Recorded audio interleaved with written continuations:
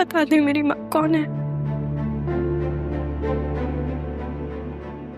Please मुझसे कोई बात नहीं करता, मुझे बता दे उनकी शादी किससे हुई थी। और कुछ के लिए उनकी कमजोरी। लेकिन मेरे ख्वाब तो मेरी ताकत है, कमजोरी नहीं।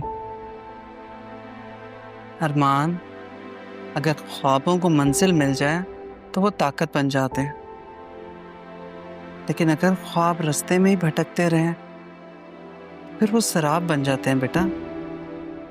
और तुम्हें अभी ना मंजिल मिली है ना ही ताकत, तो फिर तुम्हारे ख्वाब तो अभी शराब ही हैं। आप जानती हैं ना कि मैंने बचपन से क्या ख्वाब देखे अम्मी।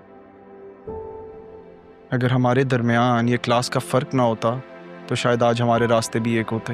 अरमान, अगर सैफ साहब मुझे अपनी मुलाजमा नहीं समझते तब भी हमेशा याद रखना, वहां तुम्हारी दादी मालिकन थी और यहाँ आसिया बेगम, जो हमेशा मुझे मुलाजमा ही समझती हैं।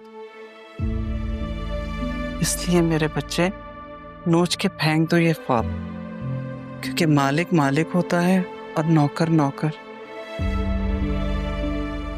अगर इंसान को अपनी औकात याद रह जाए, उसी में इज्जत बाकी रहती है।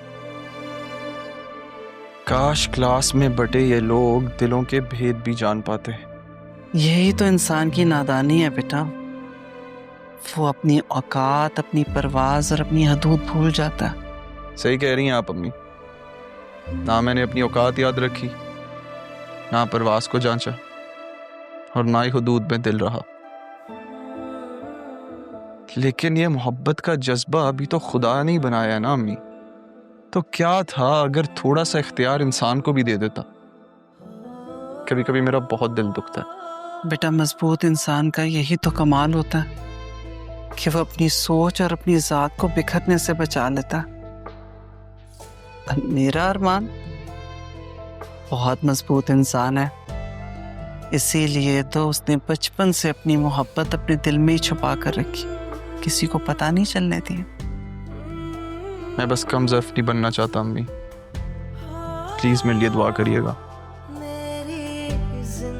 मैं तो हमेशा तुम्हारे लिए दुआ करती हूँ कि अल्लाह तुम्हारे दिल को करार देते हैं।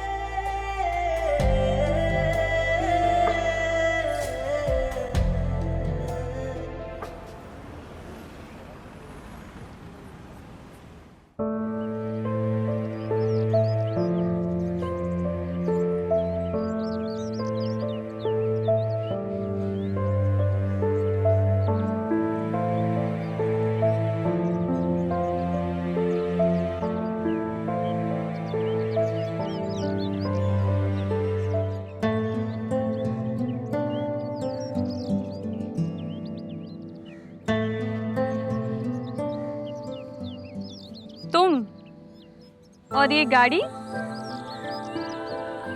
अच्छा, आज रोड पे रश है, बातें बाद में करेंगे। आजो, जल्दी से बैठो।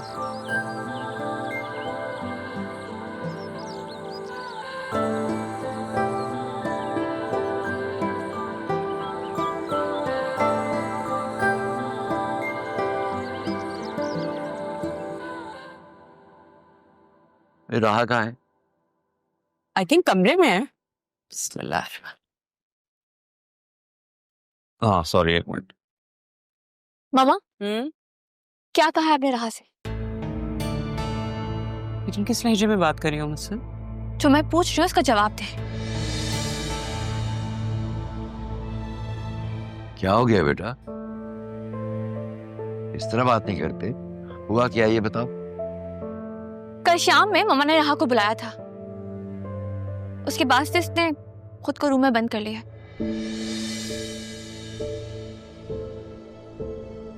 बाहर नहीं आ रही वो। क्या मतलब बाहर नहीं निकलूं? क्या कहा है उससे? तो मामा से पूछे ना। क्या कहा है तुमने राह से? मैंने तो कुछ ऐसा नहीं कहा। नहीं, तुम कहती रहती हो ना, क्या कहा है तुमने उससे? अदील, मैंने कहा है, मैंने उससे कुछ नहीं बोला। अगर वो अपने आप को इस तरह से कमरे में बंद करके बैठ गई है तो उसमें मेरा क्या कसूर है? अगर उससे कुछ हुआ ना,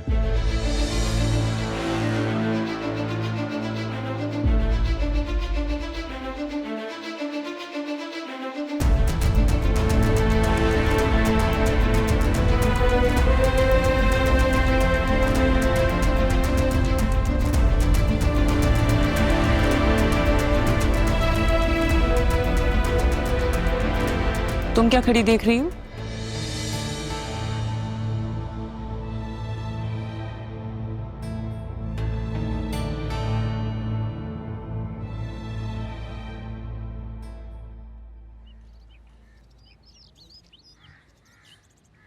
सच सच बताओ, किससे मांग के लाए हो गाड़ी?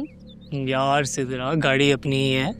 अब्बू बिजनेस मीटिंग के लिए लाहौर गए हुए थे, गाड़ी खड़ी थी, मैं लेकर आ गया। तो ये गाड़ी तुम्हारे अब्बू की है? तुम्हें यकीन नहीं आ रहा ना? हाँ, नहीं आ रहा। एक दिन जब तुम्हें दुल्हन बना के प्यारी सी लग रही होगी, इसी गाड़ी में लेके आऊंगा ना, तब आ जाएगा यकीन। अभी सोचा नहीं, अभी ग्रेजुएशन कंप्लीट हो जाए। वो तो हो जाएगी। ऐसे कौन सा पढ़ना होता है तुम्हें? अच्छा, हम कहाँ जा रहे हैं? चलो लेट्स गो, एक जगह चलते हैं।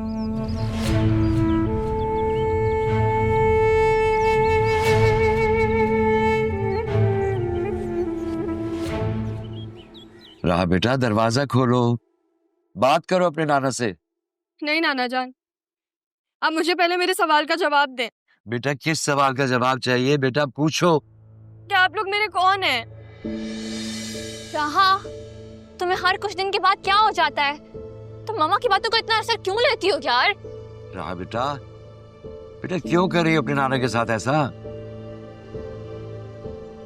देख लिया, तुम्हारी वजह से हुआ ही। मैंने क्या किया है? बेटा क्यों करती है तुम इस मासूम से इस किस्म की बातें? पापा, मैंने ऐसा क्या बोल दिया ऐसे? अब सब लोग एक गैर लड़की की वजह से मुझे क्यों सुनाते हैं? गैर नहीं है वो। नीचे जाओ, नीचे चली जाओ फौरन। नीचे जाओ प्लीज, प्लीज नीचे चली जाओ।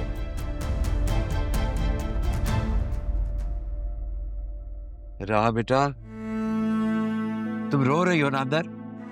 बेटा क्यों खुद को हलकान कर रही हो? ये आसिया की बातों को सीरियसली मत लिया करो।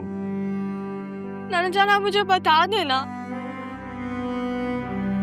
मामी मुझे किस चीज की सजा देती है, मुझे सच बताए।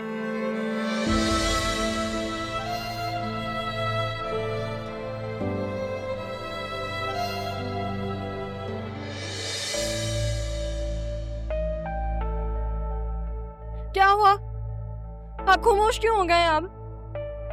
अच्छा बताते हैं तुम्हें सच बेटा। बताएं, सच बताएं, वरना मैं इस कमरे में ही घुट के मर जाऊंगी। सच बताते हैं, दरवाजा तो खोलो। ये मैं खड़े खड़े बूढ़ा हो गया हूँ बेटा तुम्हारे दरवाजे पे।